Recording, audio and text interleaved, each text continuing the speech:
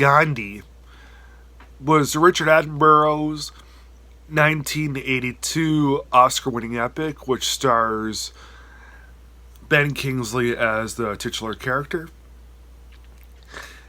Now, this movie right here, it's quite a good film. As of now, it's kind of a little bit of a forgotten piece, mainly because people these days just simply don't have the patience for it. Although it is, it's not really one of those quiet sort of films like, There Will Be Blood, but it's still a slow, it's a little bit of a slow burner. And you know what? I really don't think that there's anything wrong with that. I do think that this is quite a little bit of a fascinating piece of film. Because the dude that was Gandhi at the time, quite the fascinating character. He was all about peace and love and equality. And okay, the best performance of 1982 with a bullet was Meryl Streep for Sophie's Choice. Number 2, Ben Kingsley for playing Mahatma Gandhi. Now, Ben Kingsley, in case anyone doesn't know, is actually a British-born Indian. So, having an actual Indian play Gandhi was the right move. And I saw in a special feature that Kingsley was able to get the voice right for playing Gandhi, but everything else was rather hard because trying to get in that mindset of Gandhi was it's about to be a hard thing playing someone who's so great as Mahatma Gandhi. But Ben Kingsley, being born British, growing up in England, he was able to attend all the best drama schools and everything. So yeah, he was the perfect one for this.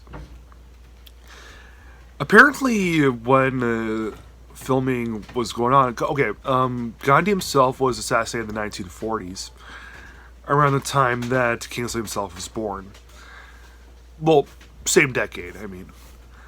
And I read that apparently when filming was happening and Kingsley was in makeup and in character, that people in the area were actually mistaking him for a reincarnation of the real Gandhi, because he just looked so much like him. And you see the movie and you can barely tell that there is a difference between Kingsley and the real Gandhi. So, yeah, the way that that Richard Attenborough tackles this, it's almost like a more peaceful version of Lawrence of Arabia. Like that's what he almost goes for, even though the two films are pretty different. Yeah, he tries to go for an historical sweeping epic about equality and a lawyer who's played by who is Gandhi, a lawyer's quest for independence. Thing is, the movie is 3 hours and 10 minutes long, so yeah, it is pretty long, but it's dragged out. I get that as I said, Richard Attenborough wants to go for a major sweeping epic, but I don't think that 3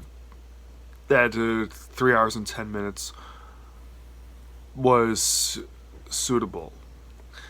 It could have been if in the hands of, say, David Lean. If it was directed by David Lean, then yeah, he would have found different ways to make it so that 3 hours and 10 minutes worked out to his advantage. But in Attenborough's case, it's simply too long. I think that maybe 45 minutes could have been deducted from this, and it would have been an even bigger film. No, not a bigger film, a better film. And that's really the only bit of negativity that I have toward this film is its length. If it was truly a great film, then the length would not have bothered me at all. But the way that stands right now, yeah, the length is it needs to be as long as this.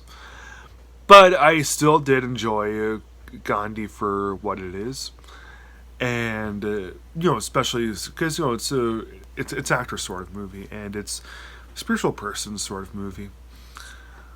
So on the whole, I'm going to give Gandhi 3.5 stars out of 4.